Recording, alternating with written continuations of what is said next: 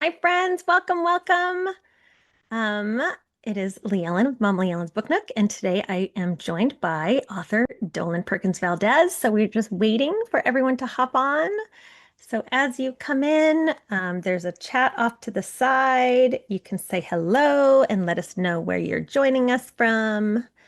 At one of the Baltimore libraries, and it was great. You look stunning. I love the flower in your hair. Thank you. Does it tie into the book with the gardening and the flower? Is that like one of the flowers? Well, it's not exactly. I think it's a what is that? An A iris or lily, something? a But stargazer lily. a lily, a lily. But Leah, your recreation of the book cover, can I tell you, was so gorgeous. I loved it. I was like, I should have thought of that. That I should have done something like that, especially with like the plants right here on your chest. I just Oh, love that. thank you. It was fun. Brilliant. I was like, I have to make a crown. That's just perfect. Yeah, brilliant book marketing. Oh, thank you. It's fun. That cover is stunning. Thank Do you you. have any say into how that all came about? Well, yeah, I mean, I didn't choose it per se, but I did get a choice. And so I told them that I really wanted flowers Oh, and because I really wanted to connect with the theme of the book, yeah. which has to do with the land and nature and the proper names of things Yes. and Veronica. And then I also wanted flowers that represented that area. So we decided on North American wildflowers. Oh, So I got some say, and then they came back with the image, and mm. I love the image. Oh, it's stunning. And the colors, and I mean, it's beautiful. Yeah. Okay, so let me start at the beginning and say welcome, everyone. Okay. We are joined today by author Dolen Perkins-Valdez, who we've had on before for Take My Hand, which we all love. So thanks for joining us again. And this time we are going to talk about her newest book, and we all loved it. We've all read it. So the fun part about this one, Dolen, I don't know if you remember, but it's a spoilery chat. So we get to actually talk about things in the book. Awesome. Perfect. Um, Perfect. but we are big historical fiction readers. And so Okay. books like this always just inspire us and encourage us and, just make us like hopeful for all that we can continue to learn because you think you know everything, right? But Yeah. where did this come from? Because none of us, I don't think anyone in our chat had already heard of a kingdom in America. So tell us just kind of your background for finding this.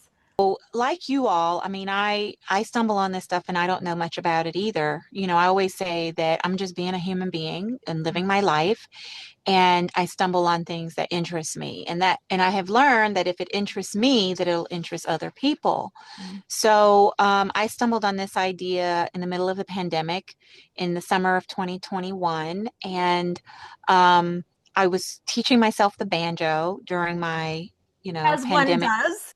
I know, right? We all had some version of pandemic insanity. That was mine. And I was researching old time musicians in North Carolina, and I stumbled on this news story about the kingdom. So I thought, is this real? Is this something made up? Is this some kind of local legend? I saw this name that kept popping up, Ronnie Pepper, who is a librarian at the Henderson County Library in Hendersonville, North Carolina. I reached out to him, and he told me that it was true. Wow. And over the next year, Ronnie and I emailed, we chatted, we talked on the phone. And then a year from that time, I booked a flight to go to Hendersonville in 2022. And that was when I met Ronnie in person. The most exciting part for me when I'm researching is going to the place, is, Hmm. you know, walking the streets or, going to the local library, meeting people who are from there, talking to locals. Like to me, it's like I get to be kind of like a reporter, like I don't know what kind of reporter I would be, like, whatever that long form journalists, whoever, however they do that. And that's what I feel like. I feel like I am chasing a story. Research it was just amazing. And then I was looking in the back of your book, your author note and your acknowledgments, like I was really, really touched by these characters. And then what you wrote, you praised your mother and previous generations and just like women that didn't have the opportunities to write like you do. And I'm just like, what does this book mean to you, being able to put it out in the world? Well, all my books mean a lot to me. Like every book I write, I'm grateful for the opportunity. I always fear it's my last one because, who Never, knows? never. And I know my agent says the same thing to me. She's like, Dolen, of course it's not your last one, but I'm like, maybe it is. So I always am grateful for the opportunity to publish. I'm always grateful for my readers. Mm. Like you know, on the one hand, traveling and doing book events, I'm away from my family and I have to kind of balance that. But on the other hand, I love meeting people who have read the book. I love being in the book community. Mm. Thankfully, we have influencers like you all who provide a sense of community online, but it's also great to meet people in person. Like book people are the best. I I mean, and I agree. have been the best. I have been all over this country. I've never met a reader I didn't like. Never, never, That makes never. me happy. Yeah, I've never been in a situation where there was someone who was rude. I've never been in a situation where, you know, um, I didn't make friends while I was at a book event, people I stay in touch with, like you, Leighellen. So I feel like it's an honor and a privilege, really. And so I do think about like my mother's generation and my grandmother's generation, and these kinds of opportunities weren't afforded them, and I think about that sometimes, and that makes me really just humbled by the opportunity, and I'm grateful for it.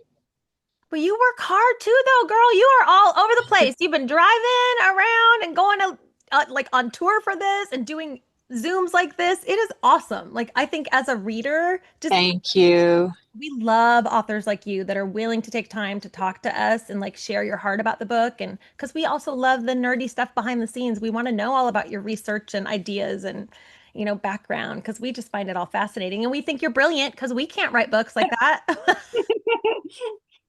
I wish I, Well, I wish I had that talent. I don't. oh yes, you could. Yes, you could. Anybody can do it. But I will say, like, I'm grateful that you invite me to do these things, because there's writers out there, y'all, that nobody asked them to do anything, and so I'm always grateful for any opportunity, even if it's something I have to say no to because of other, commitments or whatever. I Yeah. always I always say, thank you for inviting me and keep me on your list for the future, because I'm just, I know that I don't take any of this for granted. Hmm. That's the truth. I love that. How was writing this book different than Take My Hand, or was it different? I mean, did you have the same kind of process or? Do now have a process that, one of my mentors told me. She said, trust your process. She told me this a few years ago, and I said, what is my process? I don't even know. Do I And have and one? now, yeah, exactly. Do I even have one? It's kind of a hot mess. That's my process. Is that what you're telling me? But I have figured out some things that work for me. I was actually just journaling about that this morning as I try to embark on a new project. And so, for example, one thing that works for me is to have a spreadsheet that holds me accountable for, am I actually working? Which for a long time I Oh, used to like your just, hours? yeah, my hours. I don't do it by pages, I do it by time. Mm. And so whenever I'm at my desk working, I turn on a timer. And then when I stop, I log it in the spreadsheet, because you can lie to yourself. You can say, like, I'm thinking about the book. So that's writing. And you're like thinking about it while you're in the shower, and you're thinking about it while you're cooking dinner.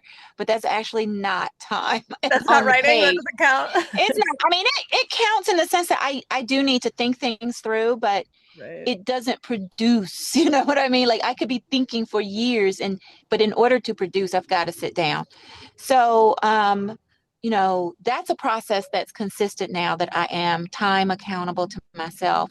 But I would say what's different with this book is I work more with the locals. I've always gone to the place, talked to people, but this time I really worked with the locals, and I'm very proud of that research we did together. And I am, I made some really good friends. And I will say that like Hendersonville and Western North Carolina will always hold a special place in my heart because the people there were so nice to me, really. Oh, okay. I love that. Because I didn't know Yeah. if it would be different, if there would be pushback based on some of the things that you found. Because sometimes people don't like to know that their history isn't pretty. Yeah, I wouldn't say there's pushback, but I'll say like sometimes there's disbelief, like, oh no, that's not how it happened. And I'm like, actually, the archives say that that is how it Did. happened. Yeah. So I sometimes it will like, this has been a story that has been ingrained in the community for over a century. And so when we discovered new things, it took people a moment to kind of um, open up to it. But I didn't have any real pushback. And I think honestly, like working with the locals helped with that. So it Mm. wasn't like me coming in, the outsider. They opened the doors for me. They introduced me to people. They took me. I visited flower farms. I went to the farmers market and talked to people. I, you know, met people. At the library and, I knew I was going to have a scene at the hospital and Ronnie took me to the hospital and introduced me to everybody. So having a local really helps a lot. So as you spent all this time with the locals and formulating, your plan to write the book, did you struggle with like, what should I put in the book? What should I leave out? What should I reimagine, as the fiction side of things? Like, how was that process? I don't have that problem as much as I used to early on when I was writing historical fiction, because now I know like my approach is to ask a question. I have a question of the history. And if I stick to that question, that will tell me what needs to be in there and what doesn't. So I don't fall down as many rabbit holes. I still will occasionally if something's real interesting. But I also just know, like, for example, I knew I wasn't going to have any scenes set in South Carolina because that wasn't central to the book I was trying to write. I knew that all of my scenes would be in North Carolina. And when you make those kinds of decisions up front, that tells you not only what you need to be looking for and where I need to be searching. Like it keeps me from going through a lot of historical research that'll never make it into a book. Then when I have done all the research and I've got tons and tons of notes, then I know what parts of that I need for the book and what parts I don't. One of the things that really struck me was the power of words. And you have this beautiful quote that both Mary Ellen and myself, Mary Ellen's one of our book club readers, both really clung to. And that was, it was hard not to examine every word in these days of freedom. We'd always known the power of language in some ways was more powerful than the whip. But it was during freedom that we took back our words, starting with what we called ourselves. And I thought, oh man, like even nowadays, like that is so important, the words we use. So just kind of tell me about how you wove that narrative through this story.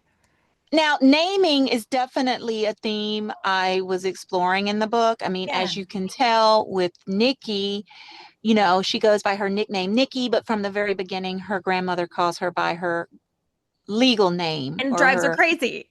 and drives her crazy, right? Calls her Veronica. Right. And I was also interested in like the names of flowers. There's a reference where Mother Rita says, there's the scientific name of the flowers, there's the common name, and then there's a sort of name that, I know flowers by. And so I was very interested. And then I think Luella, at one point, she's like Lou or Luella, and how she defines herself. Is she Lou or is she Luella? And so I was very interested in the power of naming things and what it means to know who you are and why you are called who you are, why your name is what it is. And so, so many of us in the US, like, I mean, I'm sure there's somebody on this call that's named after their grandmother, like my middle name is my grandmother's name. I'm sure there's somebody on this call that is, named after somebody in their family. I think that those kinds of acts have power. And then as people, as adults, we have to decide what is the power we take from our names. And I did want to kind of explore that. And of course, that's also very important. As enslaved people came up out of slavery, they had to decide, like, what would they call themselves. Sometimes they had been called one thing when they were enslaved and they decided to take a new name. And then they had to choose a last name. Would they take the last name of their former enslaver, or would they choose one? Some people named themselves after George Washington or after Abraham Lincoln. Naming was a powerful act of self-definition. Yeah. And that was something that I kind of wanted to explore. The topic of names, Nikki, Luella, Mother Rita, your characters, like they were all extraordinary characters. Were they always all three of them in the story? How did the story start your writing?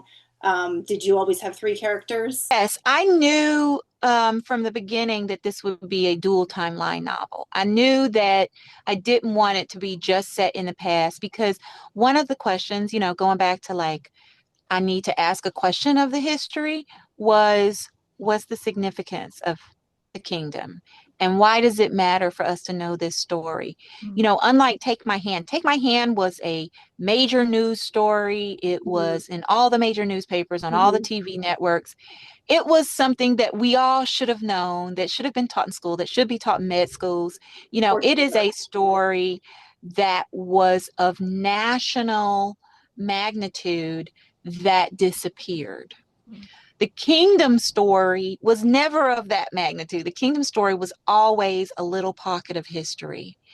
And so, for me to write a book about it and to, like, share it with the world, for whatever reason, was to say this story matters and we should know about it. And I thought the contemporary storyline would help me to get to that. It would help me to get to the question of why Mm. we should be knowing about this little pocket of history. And I thought, if we look at, my fictionalized descendants, you Right. know, why they need to know their family history, that might speak to all of us about, no matter where we're from. If somebody's from a little pocket of Appalachia or a little small town in the Midwest, no matter where we're from, or even, if your parents were immigrants from a little tiny place, that story matters. And definitely. And as a reader, like, we read a lot of historical fiction, and so it's a lot of dual timeline, Yeah. storytelling. And sometimes you gravitate towards one or the other, but this one,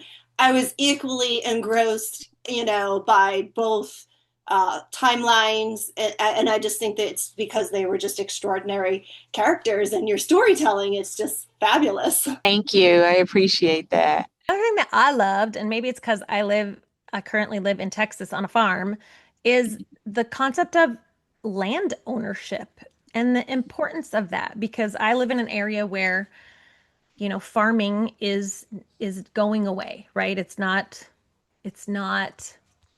currently valued in our culture necessarily in our economy. And so farmers are selling land and then developers are coming in and it's a different type of person that buys that land, or it's broken up. It literally was like everything that's in your novel. It's being chopped up, it's being cut up, it's being sold, and it brings a different type of person in. And so I loved how in this novel you had this connection to the importance of the land and the difference of like working your hands in the land and how that makes you feel or be connected. So just, how important is it to kind of understand how we are still connected to land? But I'm talking about land as being so much more. It was a space for family to gather. Mm, It was a space where you could grow food to feed your family. yeah. It was a space for you to have respite and refuge from the world, Mm, you know. And, I wanted to think also about gardening and, being outdoors. I made my main character a bird watcher, because Yeah.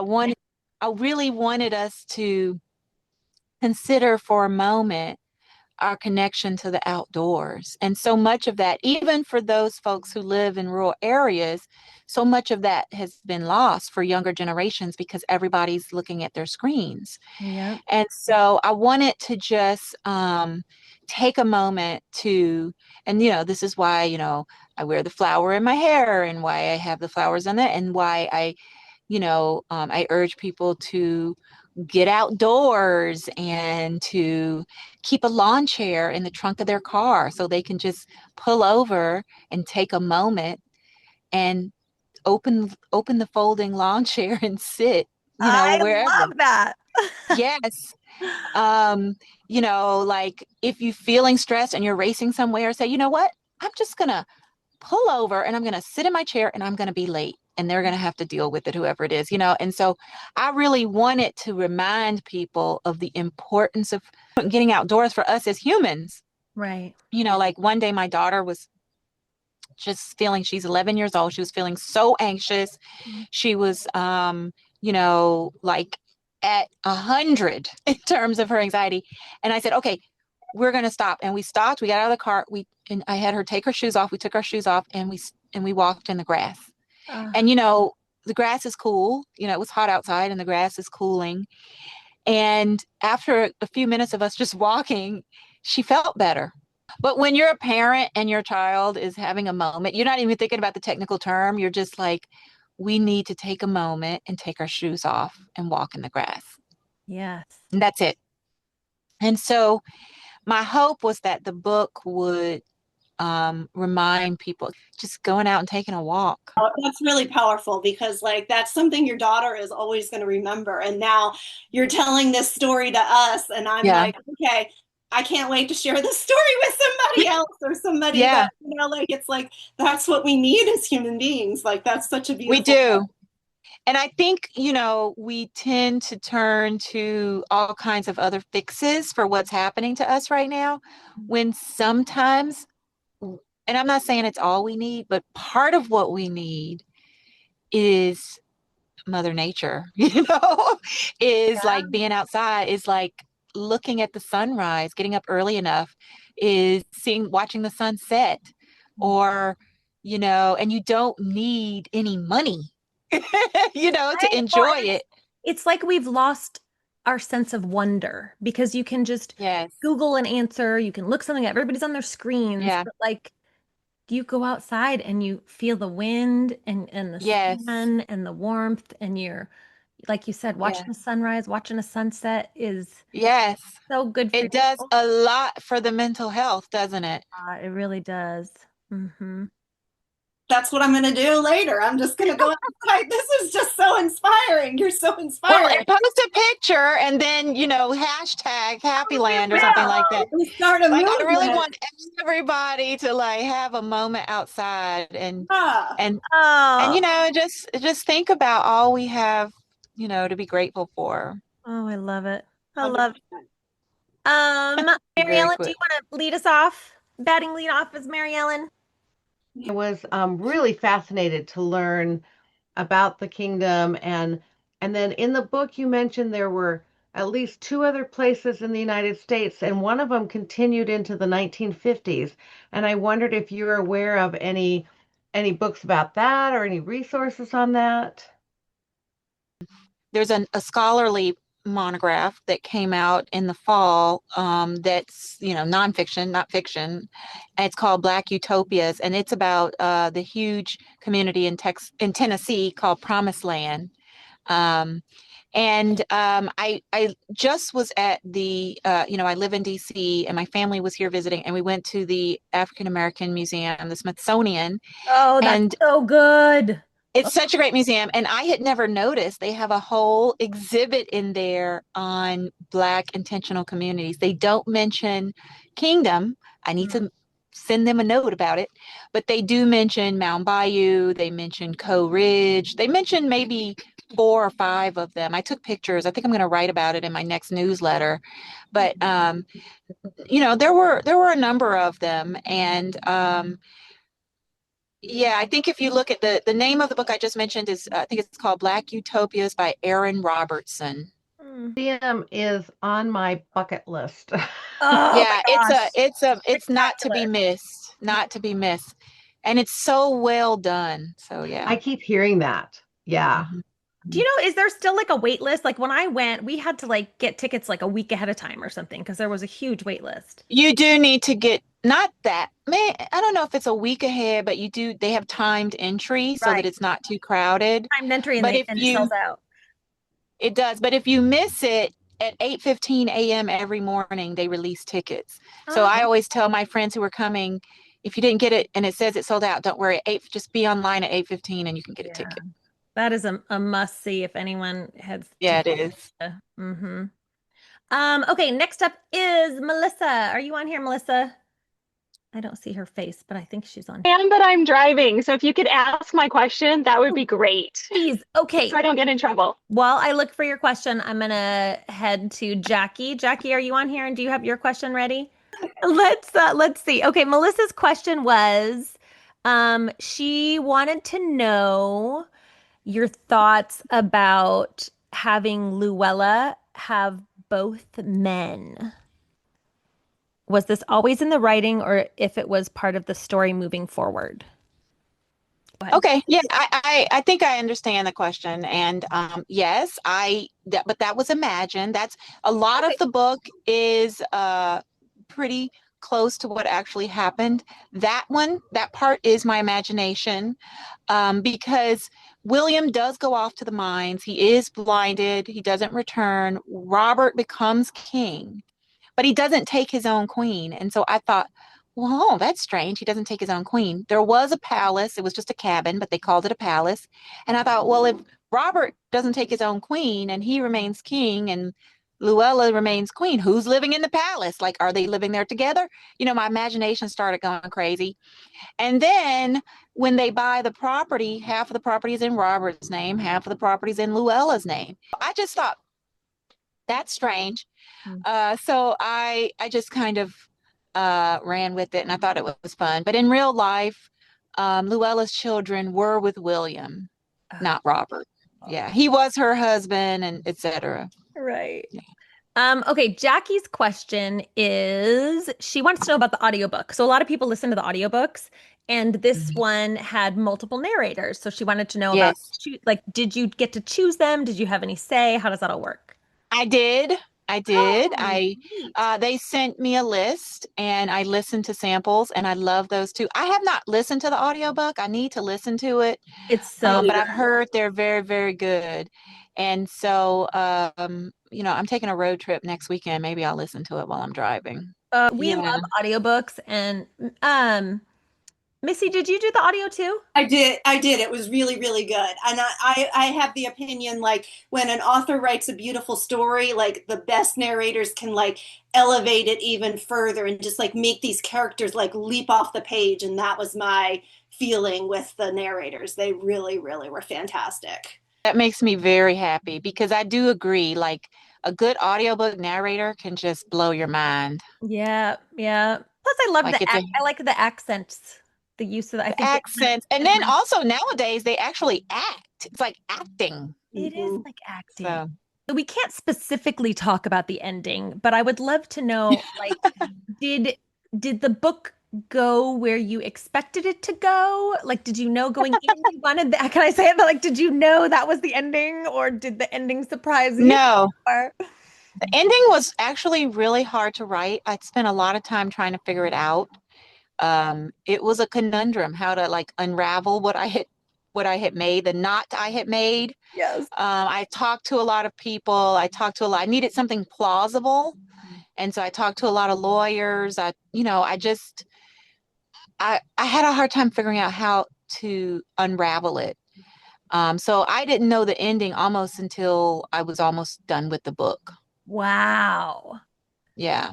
So are you happy with what you chose? I think so. I think I did the best I could given what were challenging Mm. legal Mhm. obstacles. And realities, right? Yeah, yeah, This yeah. isn't a fantasy book, it's a historical fiction book. Right, right. I just thank you for your time and that find these nuanced stories that we haven't heard because, there's only so many World War II books we can read. Yes. Um, Well, thank you oh, so much. I really appreciate the invitation. oh my gosh, always. Well, I mean, we're gonna invite you back next time. So what is next for you? I'm assuming you're already working on the next one. I am, but I'm in the very, very early stages. So I can't really say yet because it might not end up being what I'm working on now might not end up being what I think it is. Oh, So, but I'll let you know, Leighellen, you'll be the okay. first to know once I have clarity. And you're still touring for this, so if people want to see you, how can they come find you? I'm not on book tour anymore, but I'm doing little events here and there. So if you So just more keep, local. yeah, just check my website for any events. On Tuesday, I'll be in Providence, Rhode Island. I don't know if anybody's near there. Fun. Um, and I think that's the last. I think I'll be at the Essence Music Festival in July. Those are the last two real summer events. But then in the fall, I'll pick up with book festivals, and I'll be Oh, like on the book festival circuit. So I'll update my website, and I might be near y'all wherever we are on book festival tour. oh, that's fun. Okay, well, I Yeah, hope I you go love to the book festivals. Austin Book Festival I was because going to I say, will go please to that. consider the Texas one. We'll be Please come there. to the Texas Book Festival. Send me the info. Maybe I Okay. can make that happen. I would love that because then we can see you. Yeah, Um, yeah, Leighellen, it's the first weekend in November. I don't yeah. have Send me phone the number. info. Okay, perfect. Friends, do you want to grab your book so we can take a quick picture? Yes. Oh, look at you guys. All right, ready?